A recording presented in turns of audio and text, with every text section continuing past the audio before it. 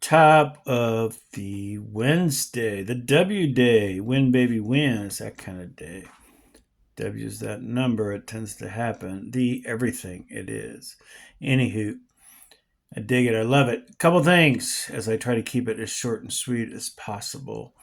Um, I'm a writer. I mean, I'm sharing a lot about that with respect to things that I have personally written and continue to do so, and how I'm pulling things together, i.e., aggregating them, this geek engineer says to himself, and how it's going to get published as well as shared, interviews, and a much bigger comprehensive show, if you will, coming up is what I'm doing.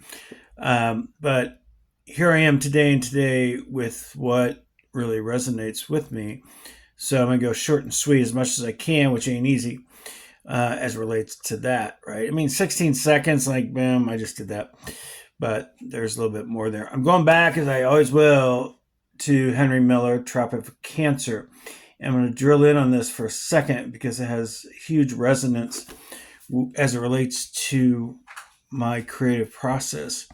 And two things with it. Number one, what I wrote and what I shared earlier this week. I am a writer, always have been, you lovely people out there, whatever I think about you at times. But writing is a way to express yourself, to just do it, make it happen, right? And to put words to paper in whatever digital file it might become, whatever it is powerful stuff. A picture is worth a million words. I mean, look at Instagram, look at Facebook. Guess what?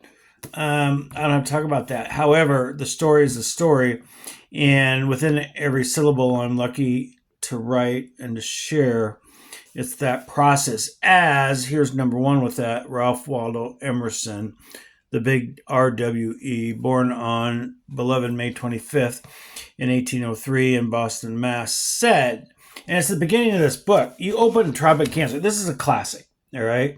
It's hardcore. It's raucous. It's wild.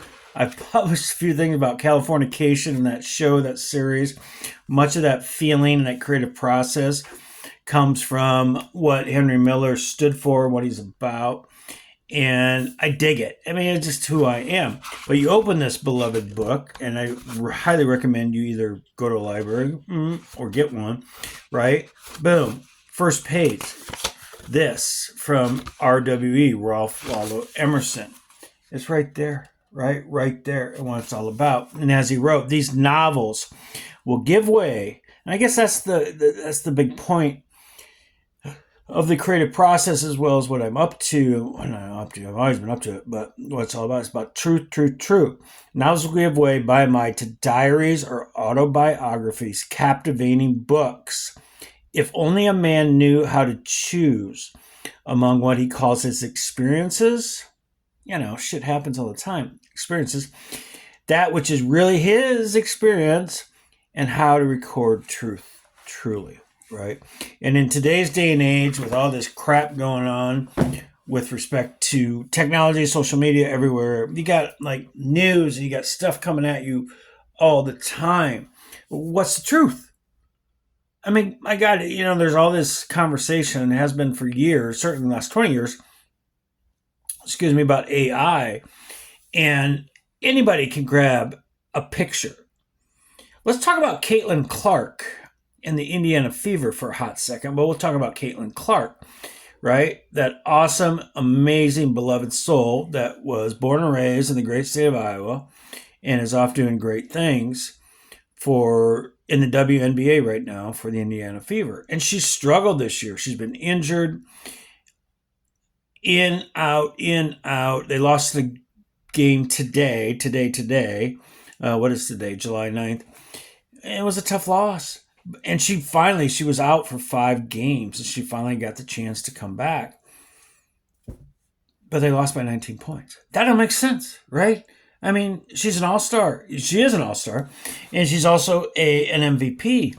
Well, what happened? What happened was, like, teams are teams. And you got to continue to come together, make things happen, and be special no matter what the day is. They'll figure it out. She's amazing. They'll figure it out. But it's a great, if any of you are looking for some type of inspiration, i.e., a guiding light, not guiding light with respect to soap operas or the Bible or whatever, but just a guiding light on how things just happen.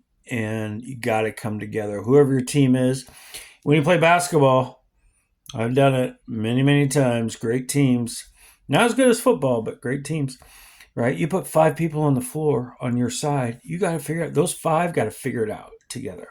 Whoever is on the floor, you could have the best coach, you can have the best bench, you can have the best whatever. But those 5 people on the floor in that minute, those seconds, have to figure it out.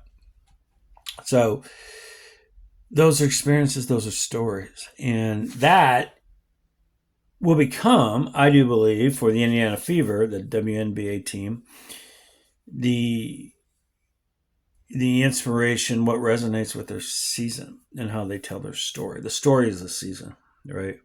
The game is a game. Things happen. Shit goes down. Fuck me. Pardon me. I know that very well. Anyway, so back to the creative pursuit, and as it relates to Miss Clark as well. When you play sports, it's creative pursuit, i.e., those 5, those 11, whoever is on the field, the team, the floor, the whatever at a time, right? You got to figure it out in the moment. It's all about the moment, this moment, now, now, now. The past sucks. Well, it sucked for me. And for many people, it sucks. The future is unknown. So what comes down is like, hey, now it's pretty simple. I got this. Let's see what happens, right? Let's see what happens. So as it relates to, back to Henry Miller and his creative pursuit process, etc., and as Emerson himself wrote in 1850 or so, 50 years, 75 years before Miller showed up, is, I'll repeat it because it's a big part of what I'm pursuing and what I'm creating to help everyone out there, you included, to capture what, as Emerson wrote, how to record truth truly. I don't want any bullshit fucking news anymore. I don't want any fake stuff anymore. Back to Caitlin Clark. I don't want any AI stuff anymore, like posting pictures saying, oh my God, blah, blah, blah. Like, that ain't the truth. Stuff went down, things happened, and it is what it is, right? So the truth is what's going on in the second and what you can do with it. And change it if you want to. But we always want to change things. So I'll double down on this with Miller, and as it relates to my writing process, I'm going to talk about this little guy, which is bullshit, another little guy called Jim Morrison and the Doors. Jim Morrison, fact of the matter, the day I was born, and I do have a birthday coming up here in a couple weeks, July 24th, 1967, the day I was born, the number one song in the United States as well as in the world was Light My Fire by the Doors. You've heard that song. Pardon me. You should hear it again. I should play it for you, but I won't right now. Anyway, Morrison was in the Doors, but Morrison himself, he was badass. He was Mr. Creativity, a lot like Henry Miller, a lot like Ralph Waldo Anderson. Self-reliant, self-reliant, self-reliance. Be individual. Be who you are. You are all. We are all original and different and something that will never be created again. That's a fact. And it's beautiful. And Morrison, Jim Morrison himself pissed off plenty of folks because he just said, yep, that works for me. So he was the obviously lead singer for the Doors, but he was a poet and he wrote a ton. He died way too early. He was only 27, 28 when he overdosed and died in Paris, France in 1971. And, that's a whole nother story about the creative process. I've got my battles as it relates to exactly the pain and everything I feel with respect to what I should do and what's worthy. But Morrison himself wrote about this. The very word on this that I'm going to end this with is called pain, the word pain. And as Jim Morrison wrote, right, not long before he died, he was only 27, so within the last year or so. Here we go. People are afraid of themselves, of their own reality, their feelings most of all. People talk about how great love is, but that's bullshit. These are his words. Love hurts. Feelings are disturbing. People are taught that pain is evil and dangerous. How can they deal with love if they're afraid to feel? Pain is meant, here we go, right? Pain is meant to wake us up. Pain sucks, my words. I've been through it. I live through pain every day with the shit I've been through. But as Morrison wrote, pain is meant to wake us up. People try to hide their pain. I've done it. I've tried. It doesn't work. But they're wrong. Pain is something to carry like a radio. Pain is something to carry like a radio. You feel your strength in the experience of pain. It's all in how you carry it. You feel your strength in the experience of pain. It's all in how you carry it. That's what matters. Pain is feeling. No shit, right? Your feelings are part of you. It's real. You know, the thing about pain and talking about pain, writing about pain, living pain, it's reality. It becomes really real. It's like, holy shit, this is what I'm living with. This is what like casts this huge cover of darkness over me every day, every night, is the pain I feel with respect to everything I've lost, the way that folks have treated me, the way I feel like I'm treated now.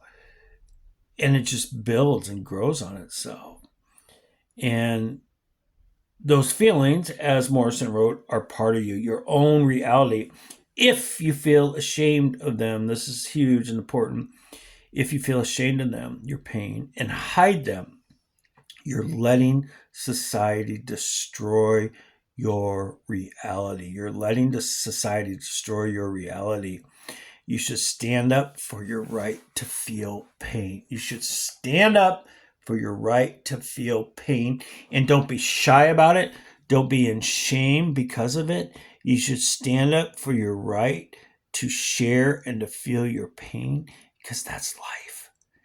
It's ongoing. And that's why we're here. I mean, we're here hopefully, right? To live a beautiful, bountiful life, whatever. But human beings, I've said this many times in my somewhat recent Ojo podcasts from the dive bar, whatever, is that we're animals. Human beings are animals. It's all about survival. Everyone's going to come out. Everyone is going to come out and try to survive and do what they can to one-up you, to be better than you, to show you basically that you're not worth what you think you're worth, or not what blah, blah, blah. Anything that would hurt them. And I hate to say it, but it's true. We live in a world, as technology continues to advance on this exponential curve, right? Every single day, right? There are folks out there that do like things like this, right? And some of them are a lot more, many of them are women, they're a lot better looking than me, that have millions and millions and millions of followers that tune in every single day, right, to see what she's going to say. Why? Well, we're a bunch of animals, and whatever makes you feel good makes you feel good. And long story short, I mean, I wish I had a better, pair of boobs or whatever, and longer brown or black hair. I'm kidding you, but I'm not. I'll figure that one out. But back to the creative process, right? Listen, this is what I got. I got Henry Miller, I got Morrison, I got the Doors, I got great stuff, and I'll face it every single day. And thanks to all of you for just being part of my life and being part of my show and getting how it goes. All right, so we'll keep on keeping on. And long story not so short, Ralph Waldo Emerson, self-reliance. I spent less than 3 months ago, I spent 40 days in a total shithole in San Francisco that stood up on their own 2 feet. They still do today, preaching and pleading about self-reliance. And that thing was a cult. It was a disaster. They just wanted to own you and suck your soul dry. And there's a lot more you're going to hear about that from me. But I believe, given the self-reliant guy that I am, like Dolly, that I went through that for a reason. I chose it for a reason. I was like, you got to be fucking kidding me. I was like, nope. That's how it is. So as much as I can take cults like the Delancey Street Foundation in San Francisco, California, and others out there that are sucking money dry out of people and pretending all this fake fucking shit about who you are, what you stand for. Money, money, money, money, money. And the political riffraff and everything out there that tries to suck that in and put people in a bucket and make them be who they aren't does not and will never, ever, ever work for me. This maverick, this cowboy, the guy that loves you, loves all you. I would do anything for anyone out there today to save your life. Anything to save your life. If I had it, if I could do it. And there aren't many folks out there that would do it, right? Because like, holy shit, I won't be on Instagram tomorrow. I don't care. I care about you. Love you. See ya.